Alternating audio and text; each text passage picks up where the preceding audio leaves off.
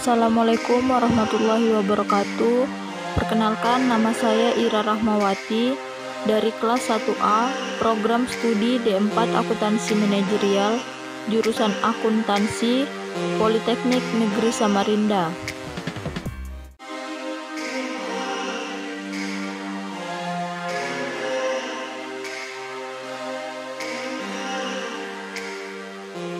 Saya akan menjelaskan materi tentang pengawasan yang ada di topik 11. Pengertian pengawasan. Pengawasan adalah fungsi terakhir yang harus dilaksanakan dalam manajemen. Pengawasan adalah kegiatan manajer yang diusahakan agar pekerjaan-pekerjaan terlaksana sesuai rencana yang ditetapkan dari suatu hasil yang dikehendaki. Pengawasan adalah fungsi manajer yang merupakan pengukuran dan perbaikan dari pelaksanaan kegiatan-kegiatan dari bawahannya agar supaya yakin bahwa sasaran-sasaran perusahaan dan rencana-rencana yang dirancang dapat dicapai. Pengertian ini dituturkan oleh Cons dan Cyril O'Donnell.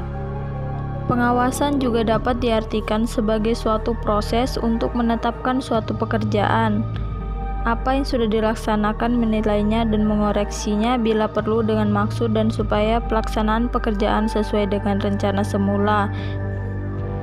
Pengertian ini menurut George R. Terry. Dan pengawasan juga merupakan usaha untuk mencegah kemungkinan penyimpangan dari rencana, instruksi, saran yang telah ditetapkan. Tujuan fungsi pengawasan: yang pertama, adaptasi lingkungan; yang kedua, meminimumkan kegagalan; yang ketiga, meminimumkan biaya; yang keempat, antisipasi kompleksitas organisasi. Proses dasar pengawasan. Yang pertama, menciptakan standar atau establishment of standard. Standar adalah suatu kriteria untuk mengukur hasil pekerjaan yang sudah dilakukan. Biasanya standar dibuat berdasarkan pada kondisi atau kemampuan kerja yang normal. Yang kedua, pengukuran atau penilaian pelaksanaan atau measurement of performance. Hal ini untuk mengetahui sampai beberapa jauh perusahaan di mana bahan-bahan yang digunakan, tenaga buruh yang dipakai, jasa-jasa diberikan, dan barang-barang diproduksi. Dan yang ketiga yaitu tindakan perbaikan dari penyimpangan-penyimpangan atau correction of deviation. Langkah ketiga ini tujuannya adalah untuk memperbaiki dan menyempurnakan segala kegiatan, kebijaksanaan, serta hasil kerja yang tidak sesuai dengan rencana atau standar. Standar pengawasan terbagi menjadi 3. Yang pertama, standar dalam bentuk fisik.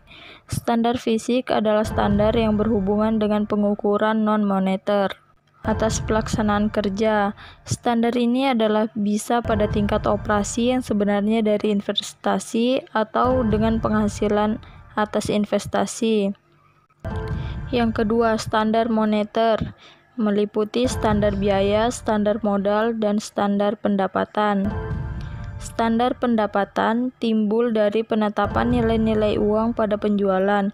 Standar ini dapat bermacam-macam, seperti pendapatan per mil penumpang bis sampai pada penjualan rata-rata setiap langganan, dan penjualan per kapita dalam suatu daerah pasar tertentu. Yang ketiga, standar abstrak atau intangible. Standar ini adalah standar yang biasa digunakan untuk mengukur atau menilai kegiatan bawahan yang sukar diukur baik dengan bentuk fisik maupun dalam bentuk uang. Misalnya, untuk mengukur kegiatan bagian atau kepala bagian, hubungan masyarakat, atau mengukur sikap untuk menilai sikap pegawai terhadap perusahaan, kita mempergunakan intangible standar seperti berikut. Intangible standar. Yang pertama, banyaknya keluhan-keluhan pegawai yang disampaikan. Yang kedua, banyaknya saran-saran pegawai yang disampaikan. Yang ketiga, banyaknya saran-saran pegawai kepada pemimpin. Dan yang terakhir, banyaknya pegawai yang mangkir atau bolos. Tujuan pengawasan atau pengendalian. Yang pertama, untuk mengetahui apakah sesuatu berjalan sesuai dengan rencana yang telah digariskan. Yang kedua, untuk mengetahui segala sesuatu dilaksanakan sesuai dengan instruksi serta azas-azas yang telah ditetapkan. Yang ketiga, untuk mengetahui kesulitan, kelemahan, serta kekurangan yang mungkin timbul dalam pelaksanaan pekerjaan.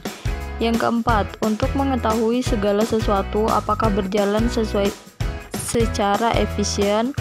Yang kelima, untuk mencari jalan keluar bila ternyata dijumpai kesulitan, kelemahan, atau kegagalan ke arah perbaikan. Jenis-jenis pengawasan. Yang pertama, waktu pengawasan. Waktu pengawasan dibedakan menjadi dua. Yang pertama, pengawasan preventif.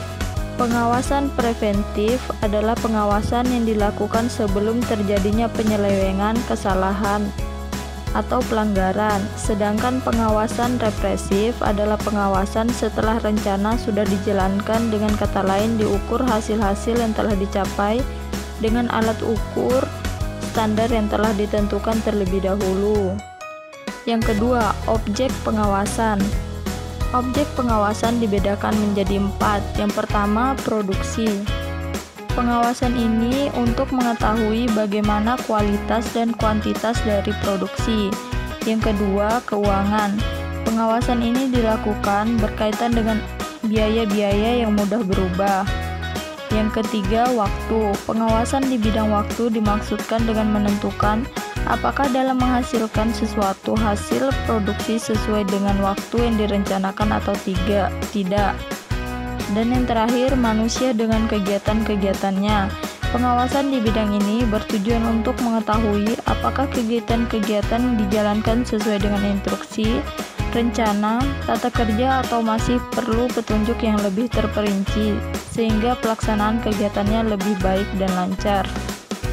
Yang ketiga, subjek pengawasan. Subjek pengawasan terbagi menjadi dua, yaitu pengawasan intern. Pengawasan intern adalah pengawasan yang dilakukan oleh atasan dari petugas yang bersangkutan, atau pengawasan yang dilakukan oleh aparat pengawasan yang ada pada organisasi atau instansi yang bersangkutan. Sedangkan pengawasan ekstern yaitu pengawasan yang dilakukan oleh atasan orang-orang di luar organisasi bersangkutan.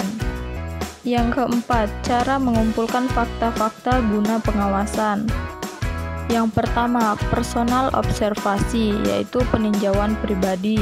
Yang kedua, oral report, yaitu laporan lisan. Yang ketiga, written report, yaitu laporan tertulis.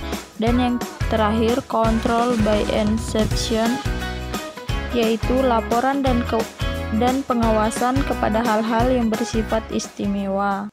Syarat-syarat pengawasan. Yang pertama, pengawasan harus mendukung sifat dan kebutuhan daripada aktivitas. Yang kedua, pengawasan harus melaporkan setiap penyimpangan yang terjadi dengan segera. Yang ketiga, pengawasan harus mempunyai pandangan ke depan. Yang keempat, pengawasan harus luas dan fleksibel. Yang kelima, pengawasan harus serasi dengan pola organisasi. Yang keenam, pengawasan harus ekonomis. Yang ketujuh, pengawasan harus mudah dimengerti. Dan yang terakhir, pengawasan harus diikuti dengan koreksi atau perbaikan. Sekian dari saya. Wassalamualaikum warahmatullahi wabarakatuh.